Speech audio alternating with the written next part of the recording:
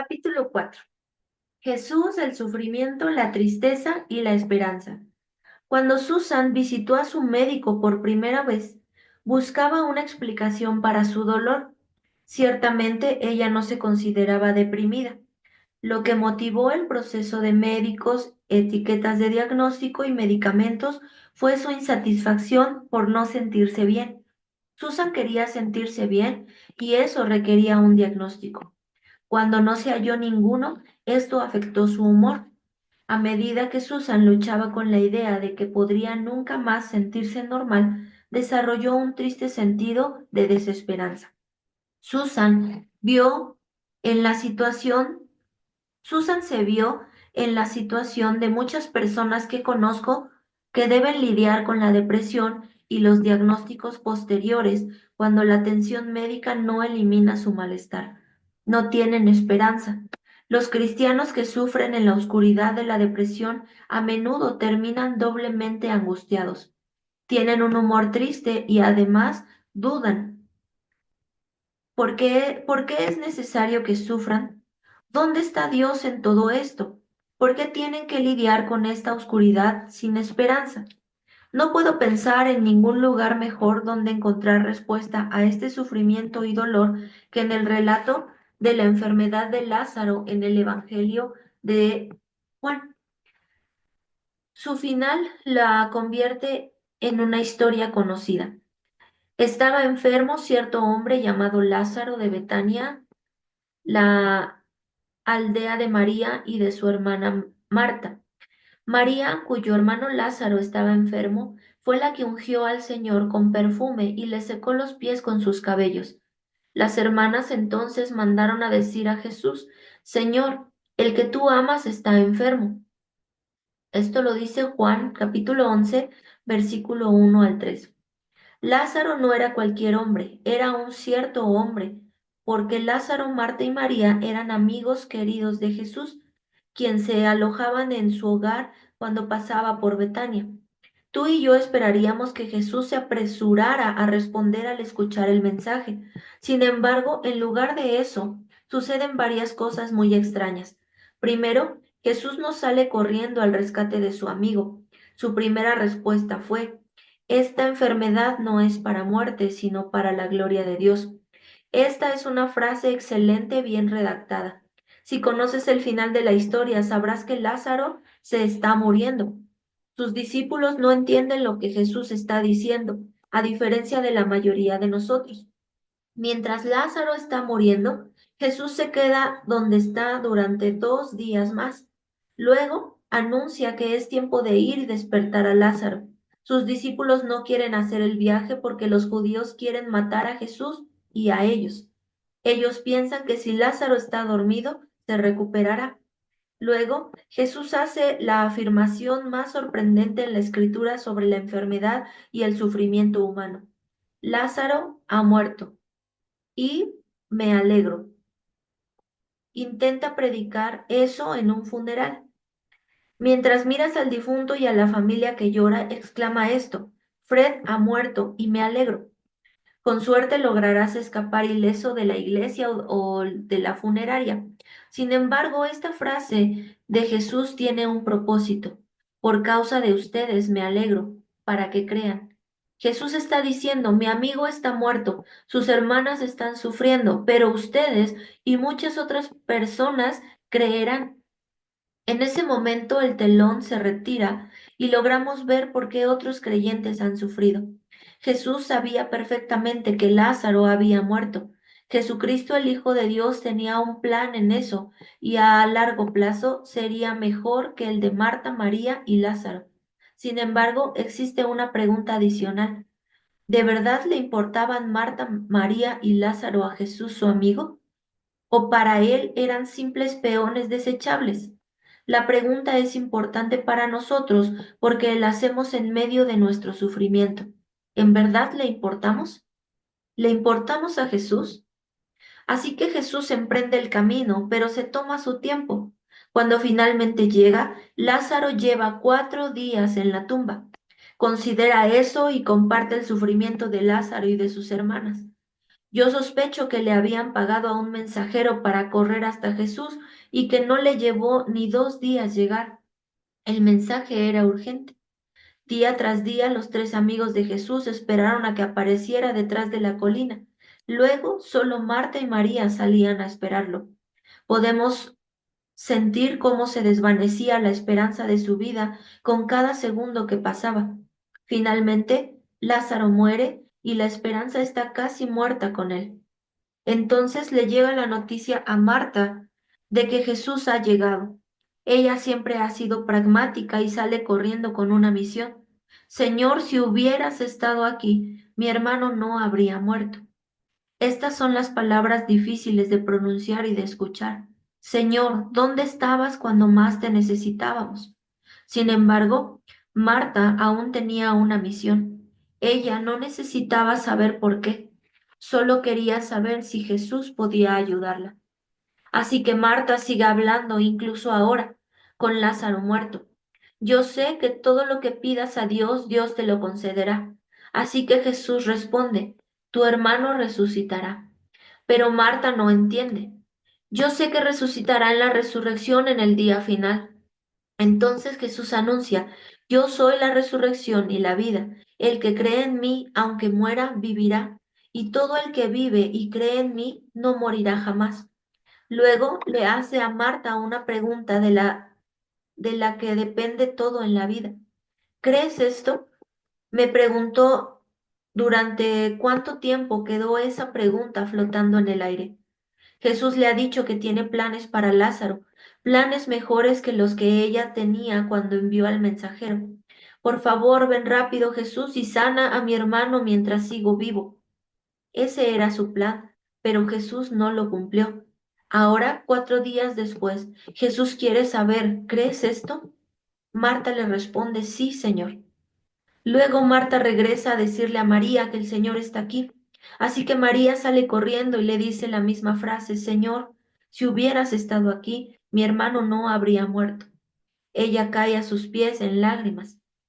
Aquí es donde vemos la respuesta a nuestra pregunta. ¿Le importamos a Dios?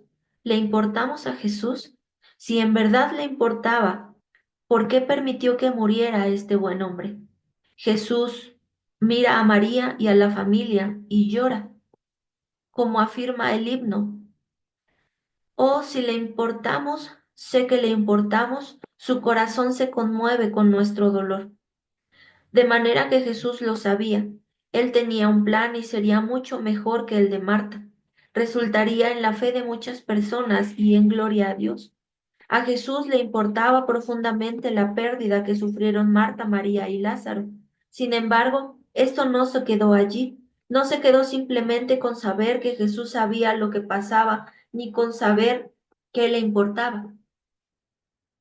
Cuando el llanto se termina, hay esperanza. Después que Jesús lloró, él ordenó a los que estaban presentes, quiten la piedra. Marta no quiere acceder porque han pasado 4 días. Ella se ha rendido, ha sometido su voluntad a lo que creyó ser el plan de Jesús, dejar a Lázaro en la tumba hasta la segunda venida. Sin embargo, eso no era el plan. Jesús le dijo, ¿no te dije que si crees verás la gloria de Dios? Jesús le estaba diciendo, tengo un plan mejor. Entonces quitaron la piedra. Jesús alzó los ojos y dijo, Padre, te doy gracias porque me has oído. Yo sabía que siempre me oyes, pero lo dije por causa de la multitud que me rodea, para que crean que tú me has enviado. Habiendo dicho esto, gritó con fuerte voz, Lázaro, sal fuera. Lázaro hizo exactamente lo que Jesús ordenó, y eso lo cambió todo. Hay personas leyendo esto cuyos problemas son igualmente terribles. La carga que han debido soportar ha destruido toda esperanza de su vida. Han buscado el alivio de sus problemas emocionales y físicos con médicos que quisieron ayudarlos tanto como ellos quisieron ser ayudados. Sin embargo, siguen luchando en la oscuridad de un estado de ánimo deprimido sin esperanza. Hay esperanza para los que no han encontrado ayuda, aunque la han buscado con diligencia. De la misma manera en que a Jesús le importaba la pobre mujer con el problema médico intratable. A Jesús le importa cuánto sufrimos. De la misma manera en que a Jesús le importaban Lázaro y sus hermanas, nosotros le importamos. Cuando enfrentamos problemas propios o intentamos ayudar a otros, podemos tener esperanza porque sabemos algunas cosas a ciencia cierta. Primero, sabemos que Jesús conoce nuestros problemas, igual que conocía los de Lázaro. Nada puede sucedernos que escape a su atención, porque el Señor conoce el camino de los justos, pero el camino de los impíos perecerá. Salmo 1, versículo 6. Segundo, podemos tener esperanza porque sabemos que Jesús tiene un plan para nuestros problemas, así como lo tenía para Lázaro.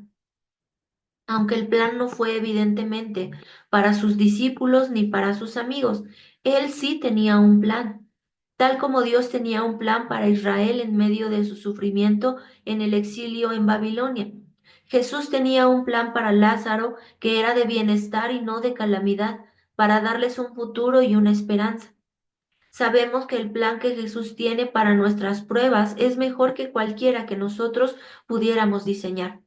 Tercero, podemos tener esperanza porque sabemos que a Jesús le importan nuestros problemas, ya que Jesús lloró por sus amigos.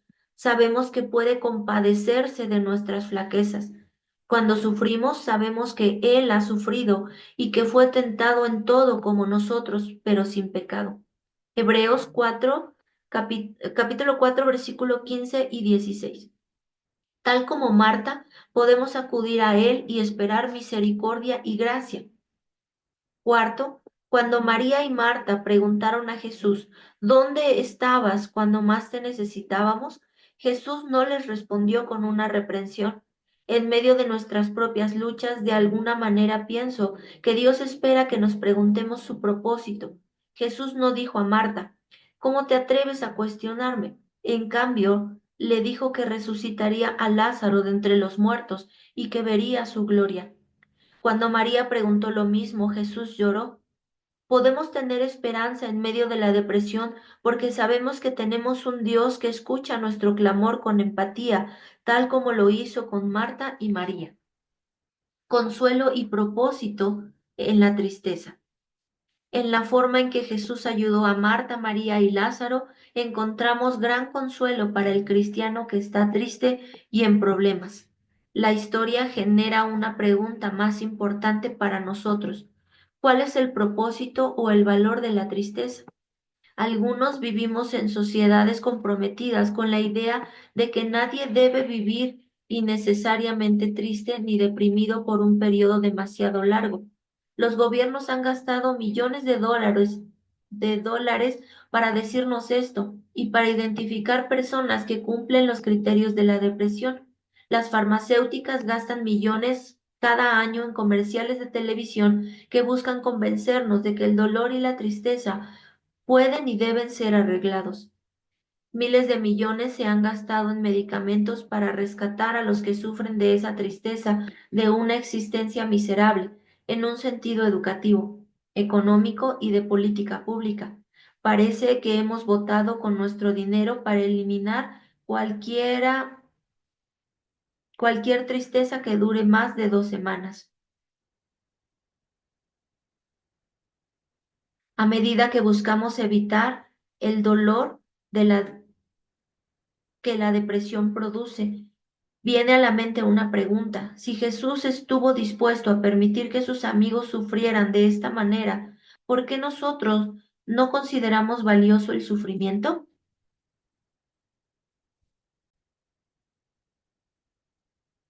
No creo que seamos médicamente capaces de eliminar la tristeza y la depresión de nuestra vida, pero si así fuera, deberíamos buscar hacerlo. ¿Hay algo que perderíamos si lo logramos?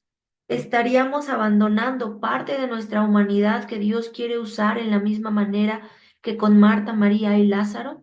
¿Pudiera ser que nunca entristecernos nos dejaría pobres espiritualmente? La Biblia tiene mucho que decir sobre la tristeza, la angustia y el sufrimiento. Los personajes de sus páginas conocieron bien la experiencia.